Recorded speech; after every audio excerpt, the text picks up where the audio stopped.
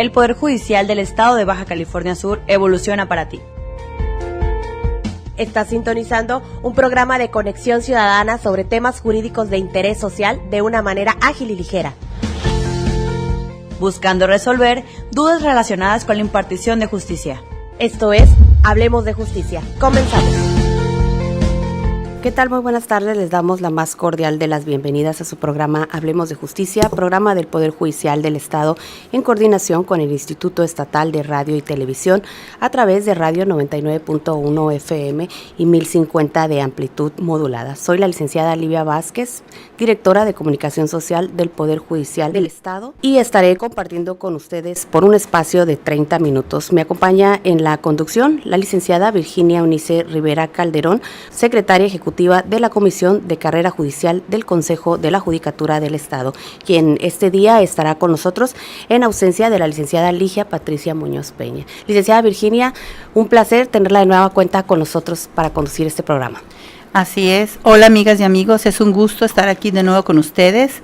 Gracias por invitarme a este programa Hablemos de Justicia.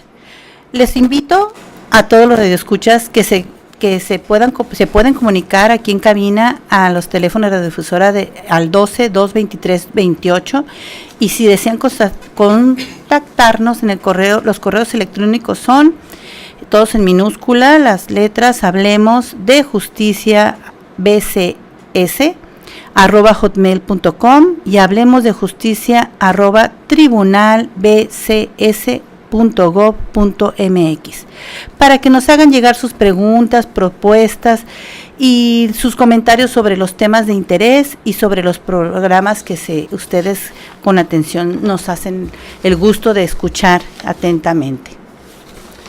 Gracias.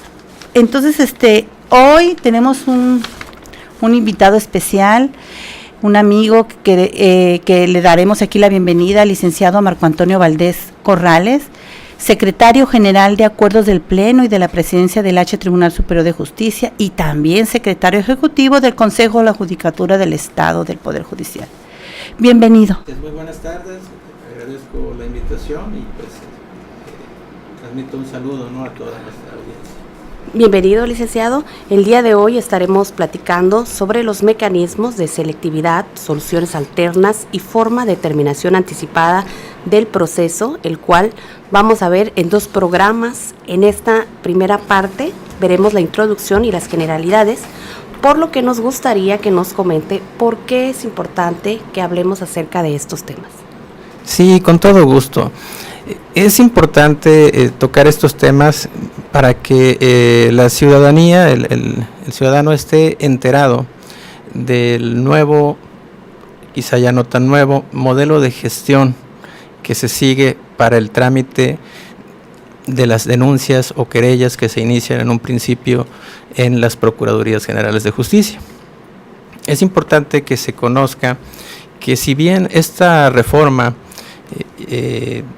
que surgió por allá en 2008, el 18 de junio de 2008, con la reforma constitucional y posteriormente pues se fue puliendo, y con el paso de los 8 años que se dio de vacatio legis para la implementación, pues ya ahorita en todo el país está en operación. Pero en un principio y durante los años siguientes, y todavía en algunos casos, se trata de simplificar este sistema de justicia penal al hablar del sistema de los juicios orales.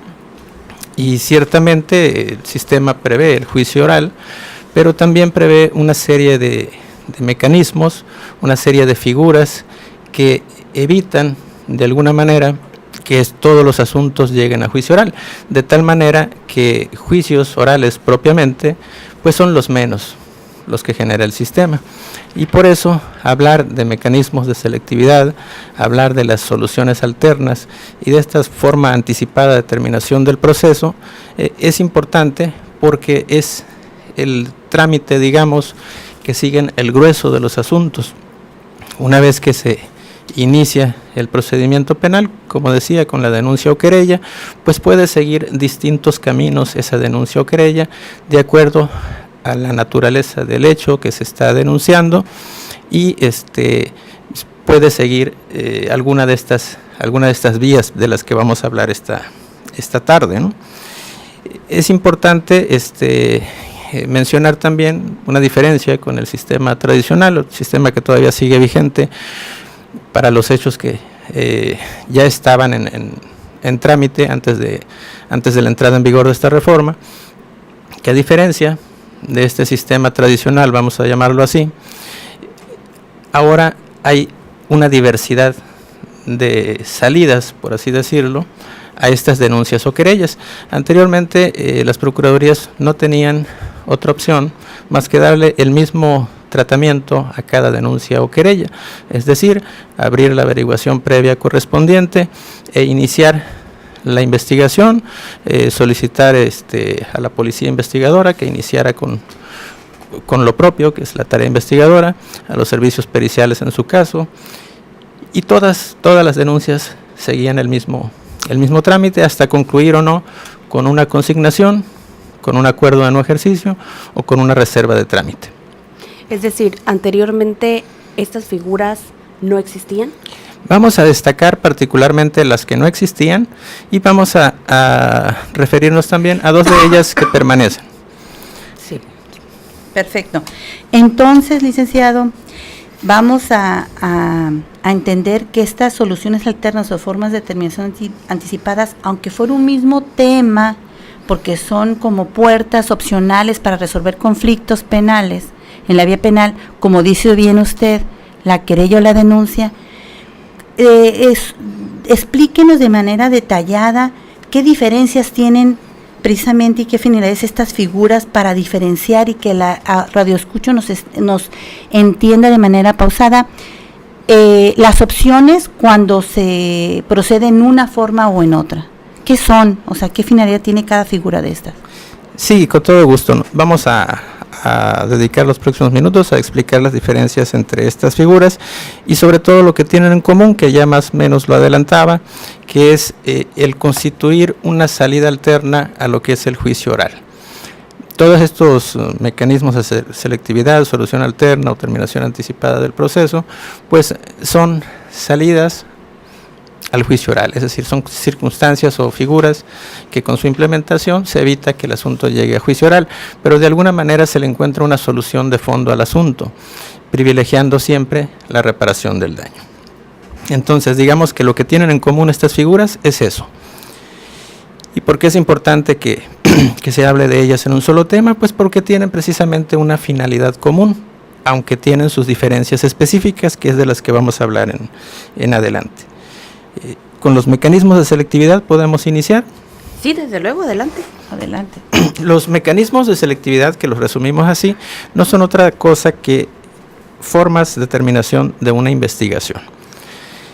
Es decir, son asuntos que ni siquiera llegan al conocimiento de un juez, a menos que, como adelantaremos un poco más adelante, se impugne esa medida. Si no, ni siquiera llegan al conocimiento de un juez. Aquí hay dos figuras que todavía subsisten del sistema anterior, que es el archivo temporal y el no ejercicio de la acción penal. El archivo temporal es lo que en el sistema tradicional era la reserva de trámite, es decir, se inicia la denuncia o la querella, pero no hay elementos que nos permitan llegar a ejercer la acción penal, entonces se deja, digamos, en espera de que surjan nuevos elementos, nuevos datos de investigación para poder continuar con esta ahora carpeta de investigación.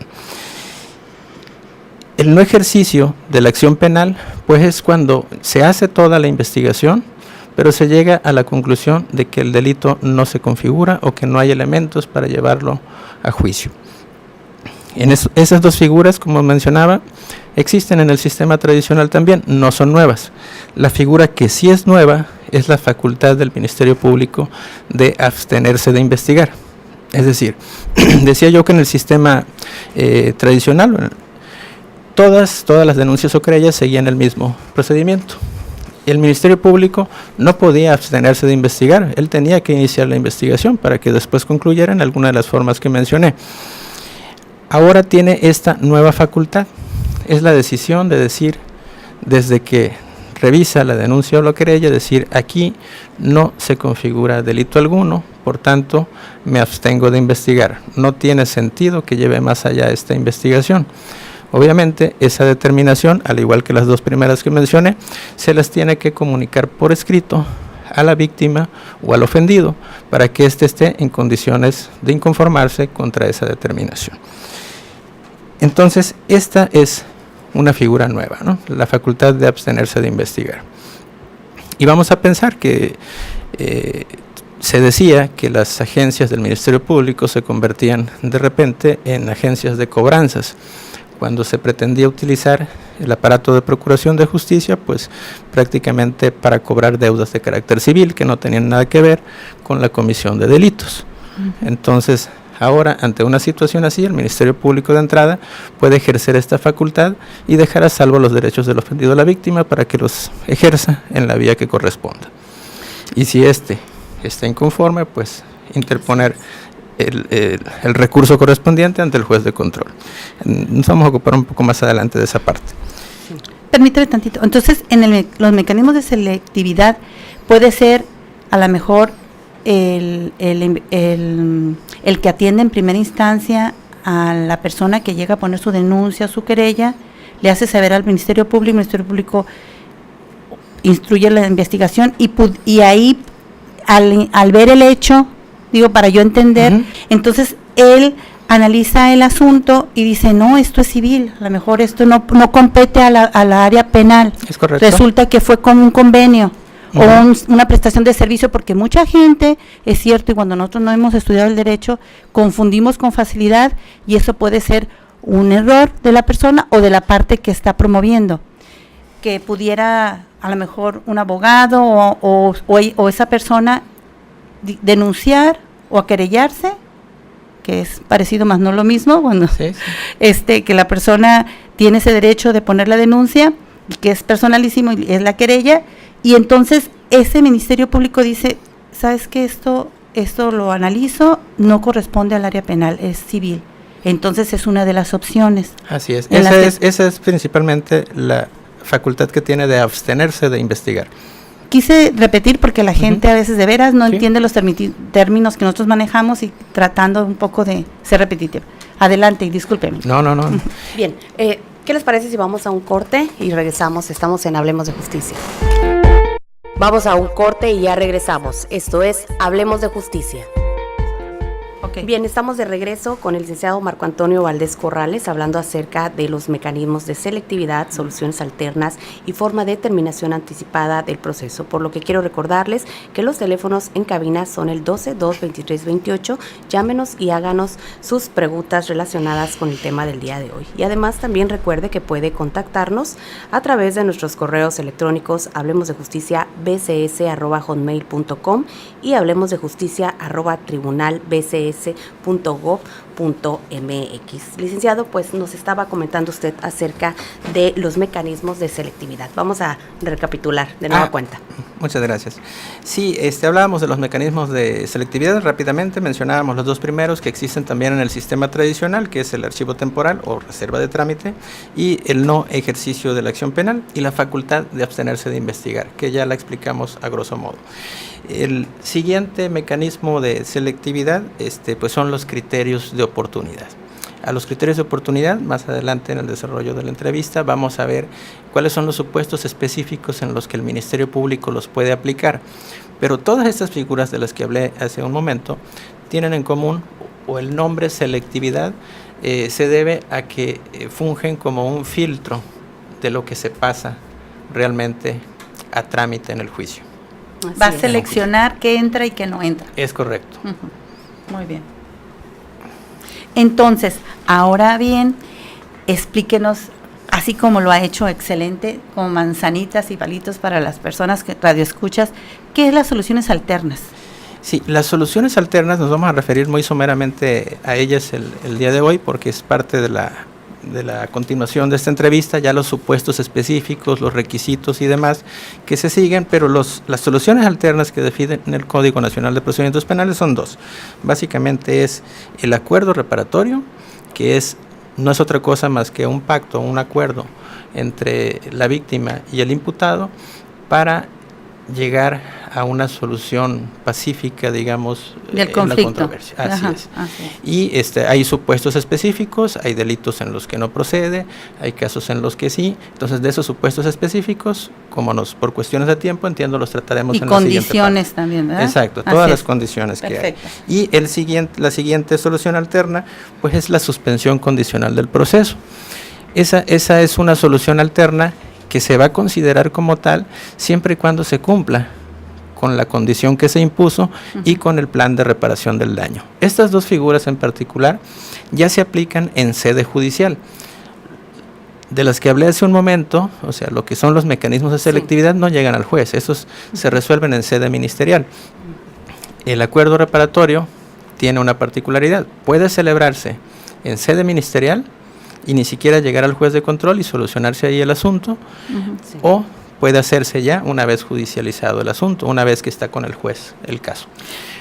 Una pregunta, ¿el Ministerio Público sí tiene conocimiento de ese acuerdo reparatorio, aunque no llegue hasta el juez? Así es. Nada más que eso salvaguarda los derechos de las partes, porque a veces se asustan las partes cuando creen que como antes, que se arreglaban y que si no funcionaba, ellos ya perdían la oportunidad de resolver su asunto o quedaban indefensos. Ahora ya no. Bueno, es que son tantas cosas, disculpa. No, es correcto y bueno, entendemos que pues los radioescuchas también pueden tener dudas así muy concretas, ¿no? Y por eso decía el acuerdo reparatorio, lo vamos a abordar en la siguiente parte con detalles muy específicos. Perfecto. Pero aquí podemos adelantar para la pregunta concreta, desde que se presenta la denuncia o querella, se puede llegar en sede ministerial a un acuerdo reparatorio. El acuerdo reparatorio implica generalmente una prestación económica, pero no necesariamente. O sea, puede repararse el daño a través de una disculpa o a través de una conducta de no hacer. En eso puede consistir. Pero si es en sede ministerial y vamos a pensar que se traduce en dinero ese acuerdo reparatorio a través de un pago, pues puede pactarse en una sola exhibición o puede pactarse en pagos diferidos. Para que realmente se considere también cumplido, pues debe de cumplirse en su totalidad. Y con la suspensión condicional del proceso sucede lo mismo. La suspensión condicional tiene dos componentes: un acuerdo reparatorio, así como el que mencionamos acá, que es la reparación del daño a la víctima o al ofendido, y el siguiente componente es una condición. Y esta condición va a ser tan diversa, hay un catálogo en el propio Código Nacional, pero va a ser tan diversa como sea el caso concreto. Vamos a suponer que se trata de una conducta violenta, de una cuestión de violencia familiar. Puede ser que la condición sea que el imputado se someta durante determinado tiempo a un tratamiento psicológico para pues controlar esa conducta. Pasado ese tiempo, si la condición fue por 6 meses, pasado ese tiempo y se cumplió con la reparación del daño, si es que hubo o está cuantificada, pues el asunto ahí queda, se extingue. Se extingue la acción penal. Así es. O sea, es un convenio, pero condicionado. Exacto, la suspensión condicional implica las dos cosas. Okay. Y como su nombre lo indica, ¿no? El proceso se suspende. ¿Qué pasa si no se cumple? Bueno, el proceso se reanuda. Muy bien. Así es. Pero y de las particularidades ya nos ocuparemos, entiendo, en la siguiente parte. Perfecto. ¿En qué consiste la forma de terminación anticipada del proceso, licenciado? Esta forma específica es lo que se conoce como un procedimiento abreviado. Un procedimiento abreviado pudiera confundirse con un juicio o con un juicio sumario, pero en realidad no es un juicio. Un procedimiento abreviado implica prácticamente que el imputado, el acusado, vamos a decir, asuma su responsabilidad en el hecho que se le imputa y con base a ello acceda a que se dicte una sentencia en ese sentido, con el beneficio de obtener una pena atenuada, muy atenuada conforme a los parámetros que establece el propio código y de los que vamos a hablar también más adelante a detalle. Pero eso es prácticamente un procedimiento abreviado. Es como decirlo, simplificando quizá, como un acuerdo de culpabilidad. ¿Sí? No se desahogan pruebas en este procedimiento, basta que el Ministerio Público lo proponga. Por un lado, A ver si entendí. Sí. Por un lado, la víctima está de acuerdo, tiene que estar de acuerdo a ello, primero. Y por otro lado, que acepte el imputado que sí cometió ese delito. Sí. ¿Como condición? Sí, o sea, la principal condición es que renuncie a un juicio. Al juicio oral, O sea, renuncia va a renunciar a un y juicio oral, acepta que... va a aceptar su participación Así en es. el hecho. Garantiza la reparación del daño. Garantiza la que es reparación como- del daño. Ajá. Una particularidad de esta figura también es que quien la ofrece Ujú. es el Ministerio Público, ¿sí? Y aplicaría para cualquier delito. Ujú. Pero quien lo ofrece es el Ministerio Público. Si el Ministerio, la puede ofrecer la defensa, Ujú. pero si el Ministerio Público no quiere, no hay procedimiento abreviado. Ujú. Entonces, ciertamente, una de las condiciones es que se repare el daño, igual que prácticamente todas las salidas alternas. Ujú. Solo que Se garantice. no es vinculante Ujú. que la víctima o el ofendido se oponga a un procedimiento abreviado si se le reparó el daño. Ok, eso es muy importante. Excelente. Entonces, ahora que están más ya definidas las figuras, podemos hablar de cada una de ellas en particular, como lo ha estado haciendo usted de manera puntual, y los mecanismos de selectividad que ya usted decía, en caso, por ejemplo, lo que decide el Ministerio Público, ¿cuándo puede el Ministerio Público simplemente abstenerse de investigar? Sí, básicamente, nada más recapitulando, pues una vez que se recibe la denuncia o querella, el Ministerio Público advierte que los hechos en sí no son constitutivos de delito, o cuando los datos de prueba con que se cuenta, o los datos con que se cuenta o que fueron suministrados, pues establecen que ya se extinguió la acción penal o la responsabilidad del imputado, es decir, ya está extinta. Entonces, no tendría sentido hacer una investigación si se conocen estas circunstancias. Entonces, en estos supuestos, la ley autoriza para que se abstenga de investigar. En el caso del archivo temporal, ya lo mencionaba también muy someramente al inicio de la entrevista, el archivo temporal procede pues cuando no hay datos suficientes como para que le permitan al Ministerio Público llevar el asunto a judicializar, es decir, ante un juez para formular una imputación. No los hay, pero este archivo temporal quiere decir que la investigación sigue viva, en tanto surgen nuevos elementos. Okay. A diferencia del no ejercicio de la acción penal, el no ejercicio de la acción penal, que al igual que el archivo temporal ya existen en el sistema tradicional, pues esta sí es una determinación del Ministerio Público, donde dice, bueno, aquí ya agoté la investigación, no tengo más datos de prueba que buscar y llego a la conclusión de que no hay delito. Ahí es, más Entonces, determinante, así es. Determina no ejercer la acción penal. Muy bien. ¿Cuándo procede a aplicar un criterio de oportunidad? Los supuestos ya específicos, entrando en materia,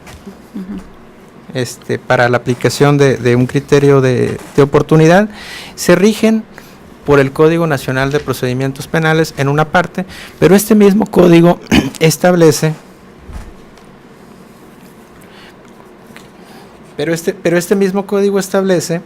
que cada procuraduría o las procuradurías establecerán disposiciones normativas para la aplicación de estos llamados criterios de oportunidad.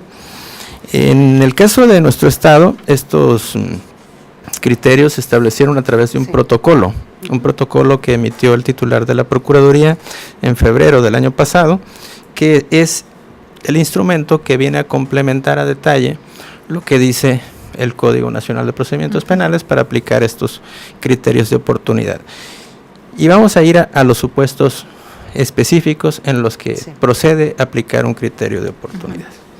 Entonces, un primer supuesto es cuando se trate de delitos que tengan una pena alternativa o no privativa de la libertad, o que la punibilidad, es decir, la máxima pena que pudiera alcanzar por ese delito, sea de 5 años de prisión. Y que el delito además no se haya cometido con violencia. Hacia las personas. Así es, en esos supuestos el Ministerio Público pudiera aplicar un criterio de oportunidad, es decir, extinguir en ese momento la acción penal. Pero, ¿qué subyace o qué hay detrás de esta figura, detrás de esta determinación? El actual sistema penal procesal es un sistema de oportunidades. Es un sistema de oportunidades, pero también no da muchas oportunidades. ¿Sí? Es un sistema que permite, como vamos a ver más adelante, que se aplique un criterio de oportunidad, pero en 5 años más no se va a poder aplicar la misma figura al mismo imputado, ¿no? Ok, el imputado, por ejemplo, ¿todos los imputados pueden tener ese derecho a esto o hay limitaciones? Aquí es importante tener en cuenta también que, al igual que en el caso del procedimiento abreviado, los criterios de oportunidad los decide el Ministerio Público, unilateralmente. Si el Ministerio Público considera, por una cuestión de política criminal, necesario aplicar un criterio de oportunidad que se justifica en los términos que nos vamos a referir ahorita en cuanto a los lineamientos, pues lo aplica. Pero si no, aunque lo solicite el imputado o la defensa, no procede. Muy bien, licenciado, pues muchísimas gracias. Yo, perdón, ya iba a sí, preguntar. el tiempo se va. Nos picamos, disculpe. Sí, nos va rapidísimo con estos temas tan interesantes. Le agradecemos mucho el que haya estado el día de hoy con nosotros. No, nada que agradecer, al contrario. Tenemos que invitarlo más. Si nos quedamos un poco cortos con la aplicación del resto de los criterios de oportunidad. Esperamos en la próxima edición ser un poco más no, es que es muy rico. En la exposición. Haremos la segunda parte. Sí. Les agradezco la invitación. Gracias, muchas gracias. Gracias, licenciado Marco Antonio Valdés Corrales, secretario general de Acuerdos del Pleno y la presidencia del Honorable Tribunal Superior de Justicia y secretario ejecutivo del Consejo de la Judicatura del Estado. Nosotros nos despedimos, no sin antes recordarles que nos acompañan el próximo miércoles en punto de las 6:30 de la tarde con la segunda parte de este importante tema. Yo soy la licenciada Livia Vázquez y yo soy la licenciada Virginia Rivera. Con mucho gusto estaré con ustedes cuando me sigan invitando. Buenas tardes, a la próxima. Un saludo a todos los radioescuchas y gracias a ustedes.